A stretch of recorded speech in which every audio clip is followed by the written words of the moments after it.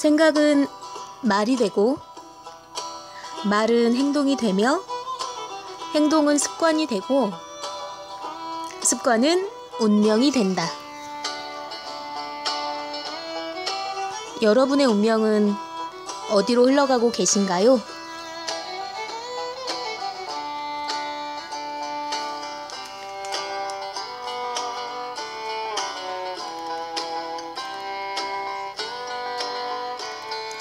Y뉴스 외전 책 읽어주는 여자 나디아입니다. 연암서가에서 펴낸 피터 싱어의 동물의 방을 보고 있죠? 이 책은 김성한 선생님 옮김이에요.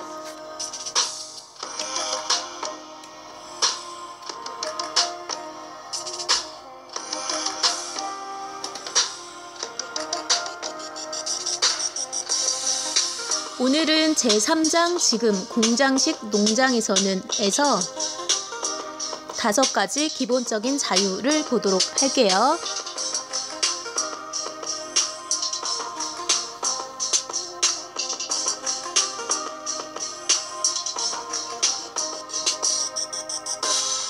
다섯 가지 기본적인 자유.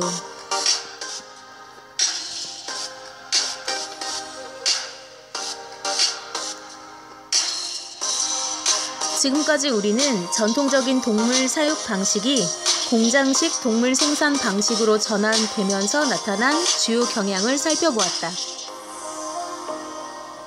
유감스럽게도 1975년 이 책의 초판이 출판된 이래 가축들의 복리에 관해서는 아주 조그마한 개선이 있었을 따름이다. 그 당시에도 이미 현대적 생산 방식이 동물에 대한 진정한 관심과 양립할 수 없다는 것이 명백했다.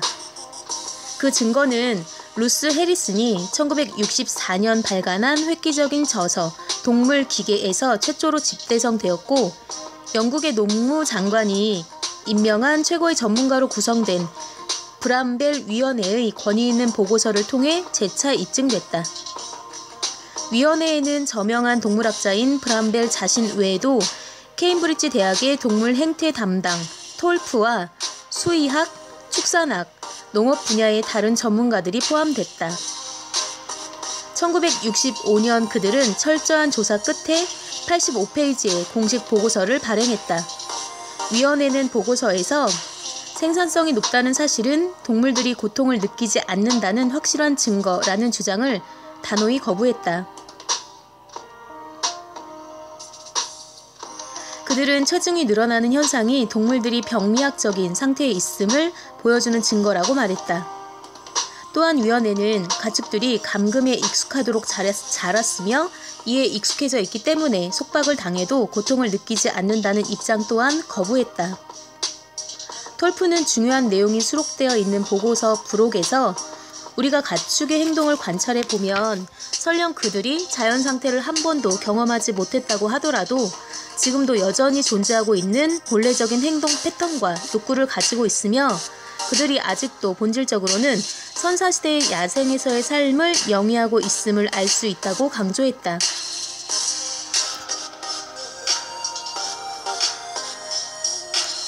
톨프는 다음과 같이 결론을 내리고 있다. 기본이 되는 어떤 사실은 새로운 대책 마련을 정당화하기에 충분하다. 물론 많은 단서가 붙어야 한다는 것은 인정한다. 하지만 가축들의 조상인 야생종에서 발견되는 자연적, 본능적 충동과 행동 패턴, 이는 사회 조직을 이루고 살기에 적합하게 적응된 행동들이다. 패턴 전체 내지 대부분을 억압하는 조건과 가축화 과정에서 만들어진 일부, 적어도 있다면 행동 패턴을 완전히 억압하는 조건은 구별해야 한다. 특히 그 동물이 정상적으로 이리저리 움직이지도 못하게 대부분의 삶을 구속하는 것은 분명 잔혹한 짓이다.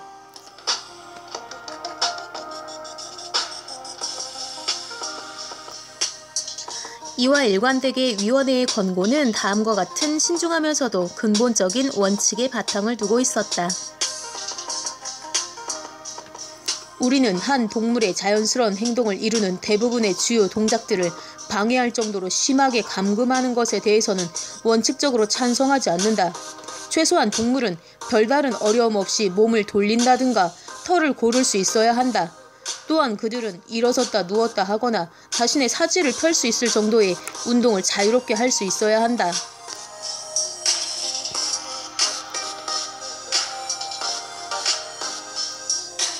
이러한 소위 5가지 기본적인 자유, 위원회의 권고가 있은 후 사람들은 이와 같은 표현을 사용했다. 다시 말해 몸을 돌릴 수 있고 털을 고를 수 있으며 섰다가 누웠다가를 할 수 있으며 사지를 자유롭게 펼칠 수 있는 자유는 여전히 새장 안에 갇혀있는 모든 암탉, 축사의 밧줄로 메어져 있는 모든 암폐지들, 나무 우리에 사는 모든 빌룡 송아지들에게 주어지지 않고 있다.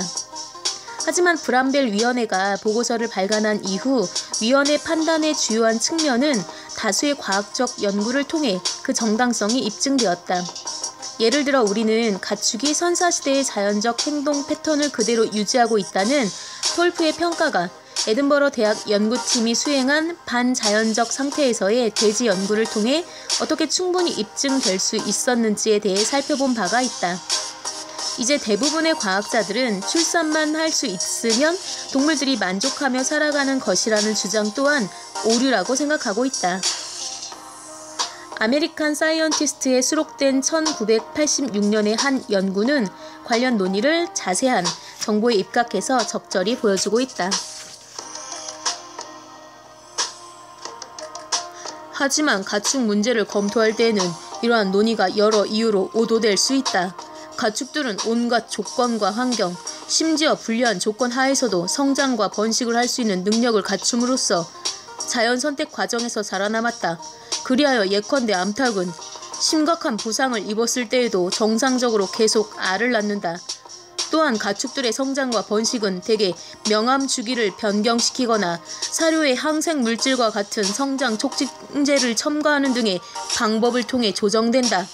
마지막으로 한 명의 일꾼이 매년 2,000마리의 소나 25만 마리의 육계를 관리하는 현대 공장식 축산에서는 건축비, 연료비 또는 사료비 등을 감안하며 생산된 계란이나 고기의 양으로 가축의 성장이나 번식의 정도를 측정하는데 이러한 방법을 통해서는 개별 동물의 생산 상태에 관한 정보를 거의 파악할 수 없다. 오스트레일리아 정부 동물보건국 초대 국장인 빌 지 박사는 다음과 같이 말했다.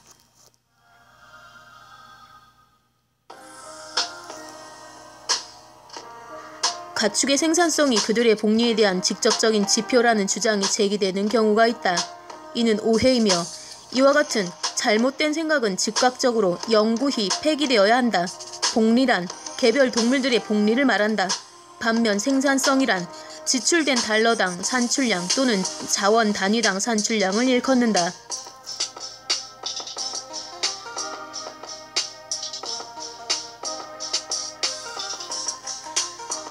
이 장에서 생산성과 개별 동물의 복리가 밀접한 관계가 있다는 주장이 여러 측면에서 잘못되었음을 상세히 드러내고자 했다.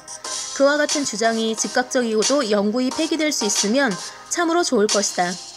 하지만 농업 관련 산업을 옹호하고자 하는 사람들이 농장에 아무런 문제가 없다고 소비자를 믿게 하려 할 때에는 언제나 그러한 주장이 계속 제기될 것임에 틀림없다. 1987년 유럽의회는 동물 복리에 관한 보고서를 검토했는데 이때 집약적 축산법을 반대해야 하는 증거들을 어느 정도 받아들였고 이에 따라 다음과 같은 내용이 포함된 정책을 채택하게 됐다. 빌룡 송아지들을 개별 나무 우리에서 사육하지 말고 그들에게 철분과 조질 사료를 제공한다. 10년 안에 배터리 3장을 단계적으로 없애나간다. 암돼지들을 개별 축사에서 사육하거나 밧줄로 묶어놓지 않는다. 수퇴지의 꼬리 자르기와 거세 등 관행적으로 이루어지는 절단을 종속시킨다. 이러한 제안들은 찬성 150, 반대 0, 기권 2의 표수로 가결되었다. 이미 살펴본 바와 같이 유럽 공동체 소속 모든 국가에서 선출된 대표로 구성되어 있긴 해도 유럽의회는 단지 자문을 구하는 기구에 불과하다. 농업 관련 산업을 옹호하는 강력한 로비 활동 단체는 이와 같은 정책의 시행을 막기 위해 매우 치열하게 활동을 벌이고 있다. 그럼에도 이와 같은 결의안이 채택되었다는 사실은 유럽인들이 동물의 복리 문제에 대해 깨어있음을 보여주는 모습으로 평가되고 있다. 하지만 말이 아닌 실천이라는 측면에서 본다면 이 책의 초판이 출간된 이래 가축이 살아가는 환경에 진정한 개선으로 파악할 수 있는 사례는 불과 몇 가지에 지나지 않는다. 스위스에서는 암탉을 수용하는 배터리 세장이 점차 사라지면서 이미 대체 양계 사육 방식을 통해 사육된 암탉들이 낳은 계란이 널리 시판되고 있다. 이러한 사육 방식이 도입됨으로써 닭은 이리저리 걸어다닐 수 있게 되었으며 땅을 긁어대고 흙 목욕을 하며 횃대에 앉아서 날개를 퍼덕이고 적절한 재료를 사용한 보호 둥우리에서 알을 낳을 수 있는 자유를 얻게 되었다. 이러한 방식으로 사육된 암탉의 달걀은 세장에서 사육되는 암탉의 것보다 아주 조금 비쌀 따름이다. 영국에서는 오직 빌용 송아지를 수용하는 개별 축사 사용을 금지하는 데서만 가축들을 위한 진정한 진보의 징후가 나타났다. 다른 사회개혁에서도 흔히 그랬던 것처럼 현재 동물 복리가 갈 길을 모범적으로 보여주고 있는 나라는 스웨덴이다. 1988년 통과된 스웨덴 법률은 가축이 처한 재반 조건들을 전반적으로 바꾸어 놓을 것이다. 이 장을 통틀어 미국과 영국에서의 가축들의 조건과 초점을 맞추었다. 다른 나라의 독자들은 자국의 동물들이 처해 있는 상황은 그다지 나쁘지 않다고 믿고 싶을 것이다. 하지만 국가, 스웨덴을 제외한 중 어떤 나라에 살고 있다면 자기 만족감에 안주할 근거는 전혀 없다. 대부분의 국가가 처해 있는 상황은 위에서 권장한 조건보다는 미국의 조건과 훨씬 유사하다. 마지막으로 설령 브람벨 위원회가 말한 5가지 자유를 동물에게 제공한다고 하더라도 또한 유럽 의회가 결의한 바를 이행하거나 심지어 스웨덴의 새 입법이 시행된다고 하더라도 영국과 미국, 그 외 공장식 축산이 존재하고 있는 모든 곳에서 커다란 발전이 이루어진다고 하더라도 이 모든 개혁 중에서 동물과 인간의 유사한 이익에 대한 평등한 고려에 근거한 개혁은 하나도 없음을 기억해 두는 것이 중요하다. 이들 개혁은 개발적인, 상대적으로 인도적인 형태의 종차별주의를 다양한 방식으로 보여주고 있는 것에 불과하다. 다시 말해 그것이 종차별이라는 사실은 변함이 없는 것이다.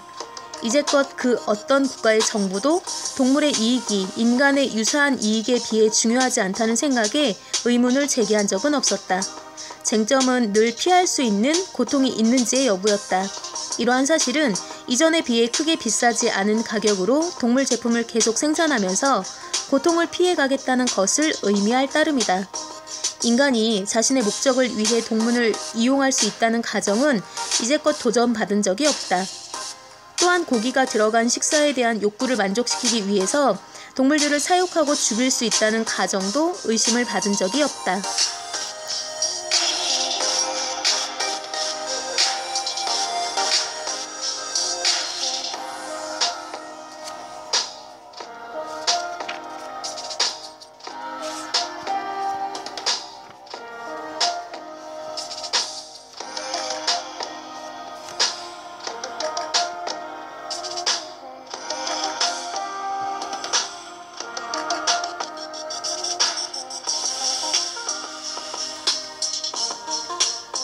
가축들의 고통과 자행되고 있는 관행들.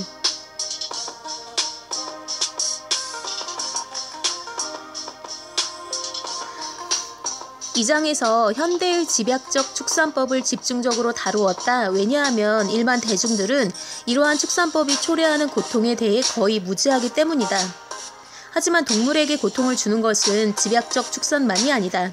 현대적 방식으로 사육되었건 전통적 방식으로 사육되었건 동물들은 인간의 이익을 위해 학대를 받아왔다. 수세기 동안 동물을 학대하는 관행은 당연한 것으로 받아들여졌다. 우리가 동물들의 고통을 그다지 심각하게 생각해 보지 않았는지 모른다. 고통을 받는 동물들에게는 그러한 변명이 위안이 될 수 없다. 예를 들어 과거와 다름없이 소에게 자행되고 있는 몇 가지 관행을 검토해보자. 대부분의 쇠고기 생산자들은 소에게서 뿔을 잘라내고 소인을 찍으며 거세를 한다. 이 모든 과정은 심각한 육체적 고통을 야기한다. 소에게 뿔이 있을 경우 여물통으로 목을 내밀 때 또는 운송을 할 때 더 많은 공간이 필요하다. 또한 틈이 없을 정도의 과밀한 상태에서 실어 나르는 경우 서로를 다치게 할 우려가 있다. 이 때문에 생산자들은 소의 뿔을 자르는 것이다. 죽은 소의 상처 입은 몸통과 흠이 있는 생가죽은 가격이 덜 나간다. 그런데 뿔은 단순히 감각이 느껴지지 않는 뼈가 아니다. 뿔이 잘려 나갈 때에는 동맥과 다른 조직이 함께 잘려 나가게 된다. 이때 피가 많이 터져 나오는데 특히 송아지가 출생 직후 뿔을 자르지 않았을 경우는 더욱 그러하다. 거세가 행해지는 이유는 거세한 수소가 그렇지 않은 소보다 체중이 많이 나가게 될 것, 실제로는 더욱 체중이 많이 나갈 것 같이 보일 뿐인데도 될 것이라고 생각하기 때문이다. 또한 수컷의 호르몬이 육질을 간염시킬지 모른다는 이유 때문에 거세가 행해지기도 한다.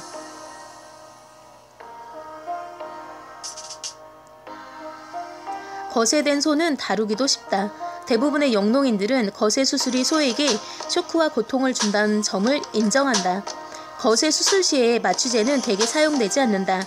수술은 다음과 같은 과정을 거쳐서 시행된다. 우선 소를 움직이지 못하게 하고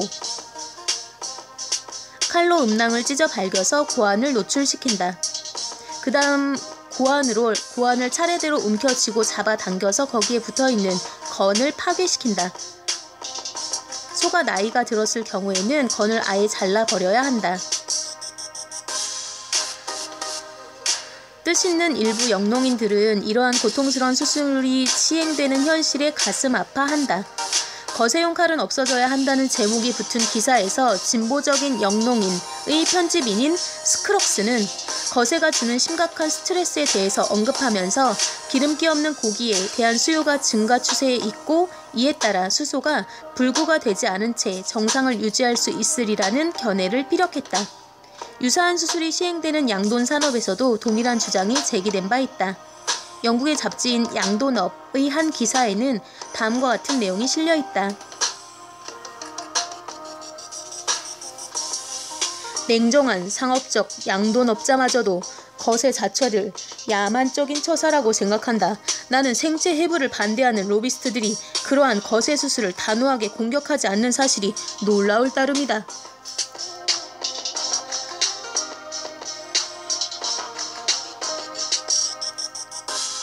기사에는 이제 거세하지 않은 수태지 고기에게서 간혹 발생할 수 있는 질병을 검출해낼 수 있는 방법이 연구를 통해 개발되었으며 이에 따라 거세용 칼을 더 이상 사용하지 말자는 제안이 담겨있다.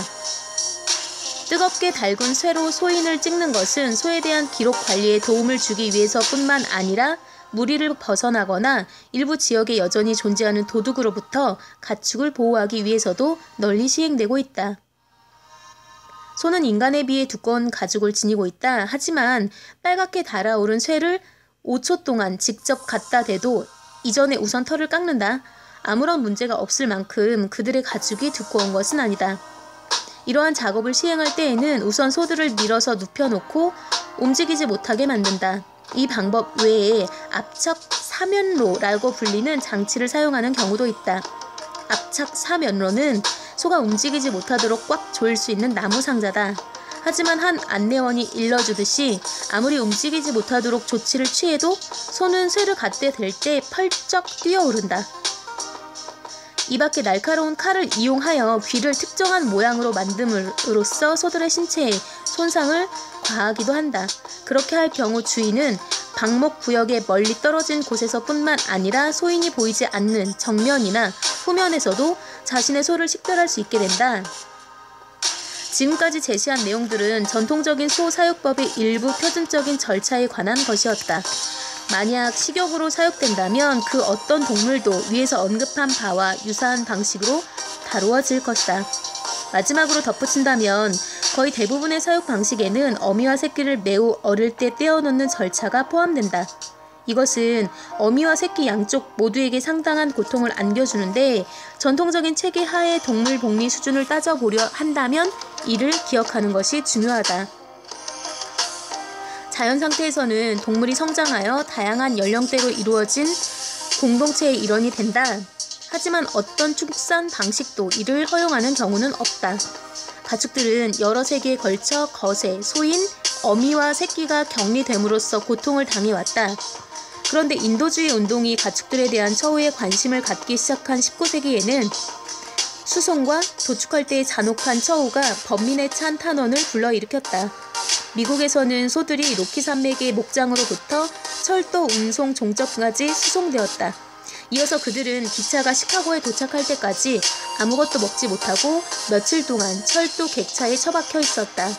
그때까지 살아남은 소들은 피비린내와 썩은 고기 냄새가 진동하는 거대한 임시 가축 수용소에서 삶을 마감했다.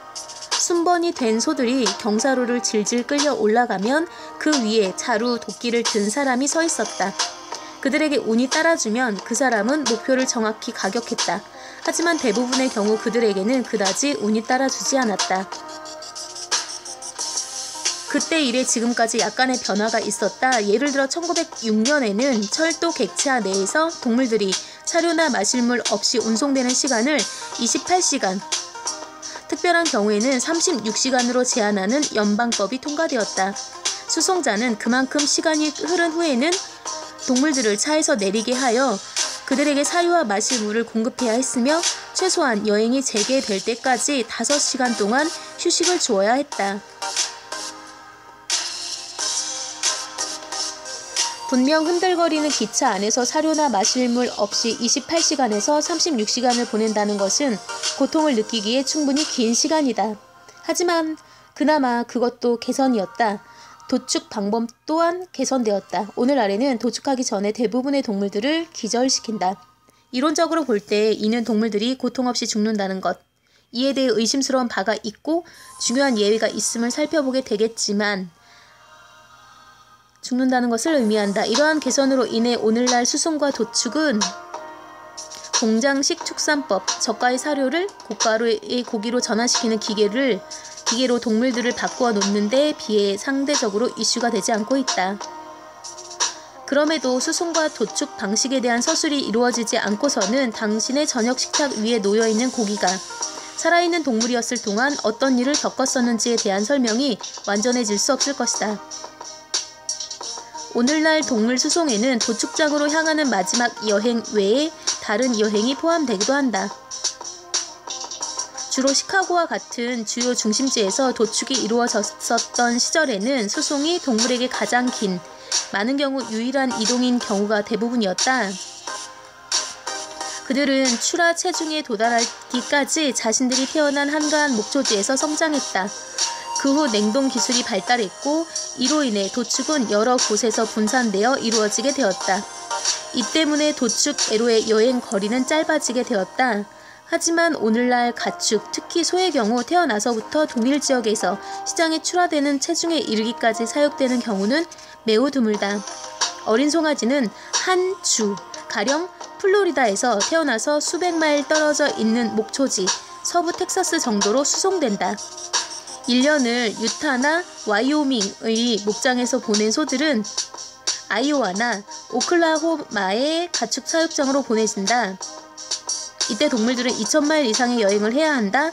그들에게는 가축 사육장으로 향하는 여행이 도축장으로 가는 여행에 비해 훨씬 길고 고통스러울 것이다.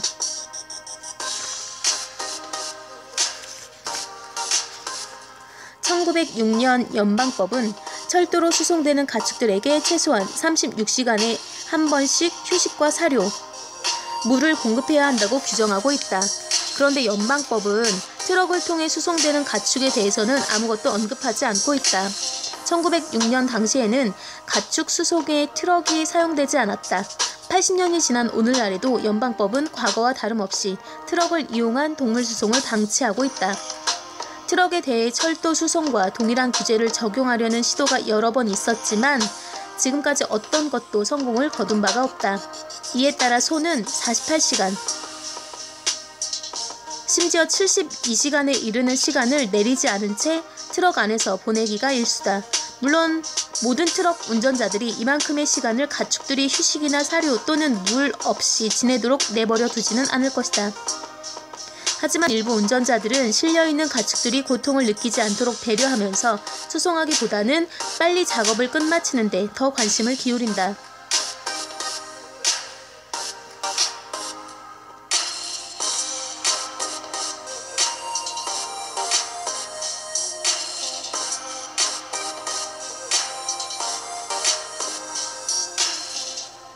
평생 처음 트럭을 타는 동물들은 아마도 두려움을 느낄 것이다. 특히 그들이 차를 성급하고 거칠게 모는 기사의 차에 실려있을 경우에는 더욱 그러하다. 그들에게는 흔들리는 트럭에 타는 것이 새로운 경험인데 이러한 경험은 불편함을 초래한다. 사료와 물을 먹지 않고 하루나 이틀을 트럭에서 보낼 경우 그들은 갈증과 기화에 허덕이게 된다. 일상적으로 소는 하루 종일 자주 사료를 먹는다. 그들의 위장은 특별하여 예를 들어 반추위가 제대로 기능하려면 계속 사료를 취해야 한다. 겨울에 수송이 이루어질 경우 동물들은 영하의 바람 때문에 심한 오한을 느끼게 될 것이다. 여름에는 물을 마시지 못함으로써 야기된 탈수 증상이 열기와 태양으로 인해 가중될 것이다. 우리로서는 동물들이 두려움, 멀미, 갈증, 굶주림, 탈진, 심한 오한이 복합된 상태를 어떻게 느끼는지를 상상하기가 어렵다.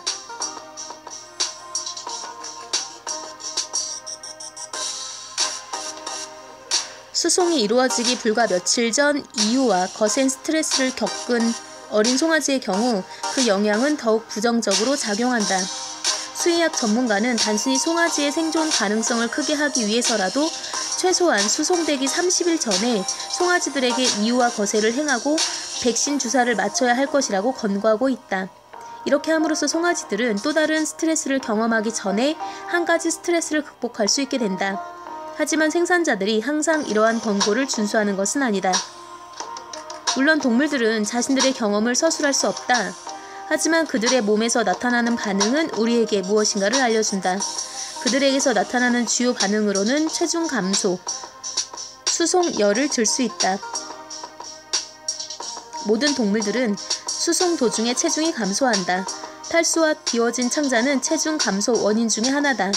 체중은 쉽게 원래의 상태로 회복되지만 지속적으로 감소하는 경우도 흔히 있다.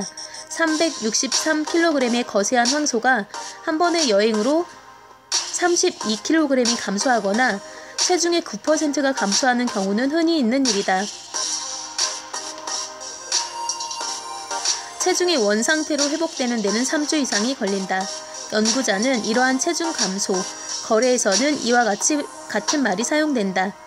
이 감소를 스트레스의 징후라고 생각한다. 물론 체중 감소는 육류 산업에서 걱정거리로 간주된다. 그 이유는 동물들이 체중에 따라 값이 달리 매겨지기 때문이다. 수송열은 일종의 폐렴으로 수송이 끝난 후 소를 엄습한다. 수송열은 건강한 소라면 아무런 문제없이 극복할 수 있는 바이러스 관련 질환이다. 하지만 심한 스트레스로 그들은 면역 기능이 약해진다. 체중 감소와 수송열이 생겼다는 것은 동물이 극단적인 스트레스를 받고 있다는 것을 의미한다. 체중이 감소되고 수송열에 걸린 소는 그나마 살아남은 것들이다. 다른 소들은 목적지에 도착하기 전에 죽거나 사지가 부러지거나 다른 상처를 입은 채 목적지에 도착한다. 1986년 미 농무성의 검사관은 7,400마리의 소, 3,100마리의 송아지, 5,500마리의 돼지들을 폐기 처분했다. 왜냐하면 그들이 도축장에 도달하기 이전에 이미 죽거나 심각한 상처를 입었기 때문이다. 또한 57만 마리의 소, 5만 7천 마리의 송아지, 64만 3천 마리의 돼지가 그들 몸을 부분 폐기 처분해야 할 정도로 심각한 상처를 입었다.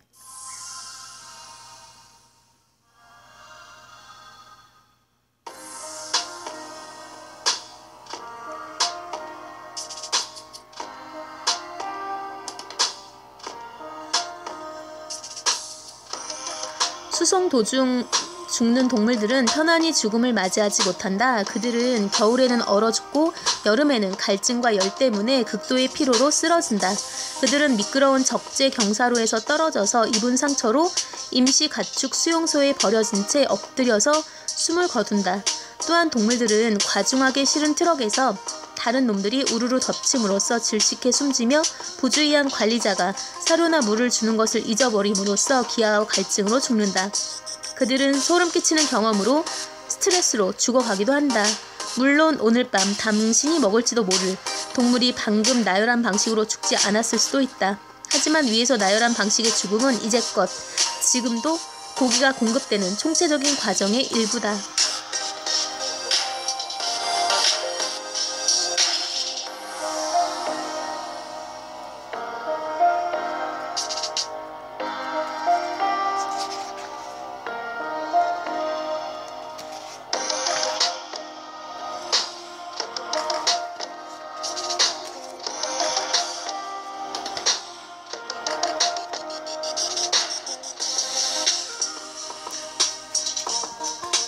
이 책을 두 번째 읽는데요. 왜 두 번째 읽는 게 더 힘들죠?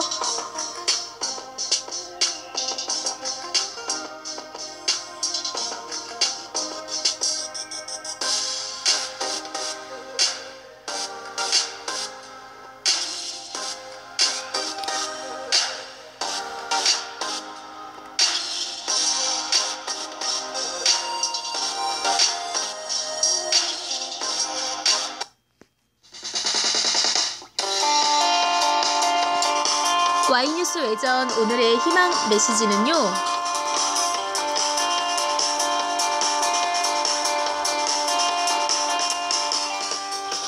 프로와 아마추어의 차이는 디테일과 여유다 입니다.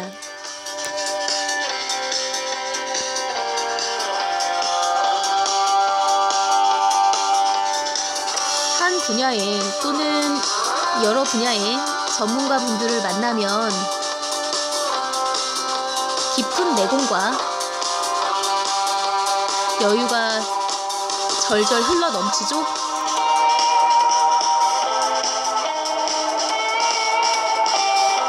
여러분들 혹시 지금 떨고 계십니까?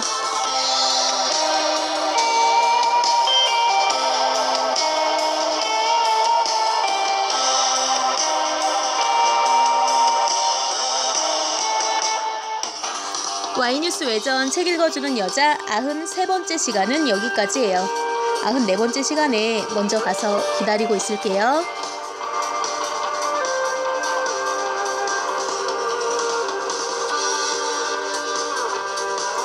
기억하세요.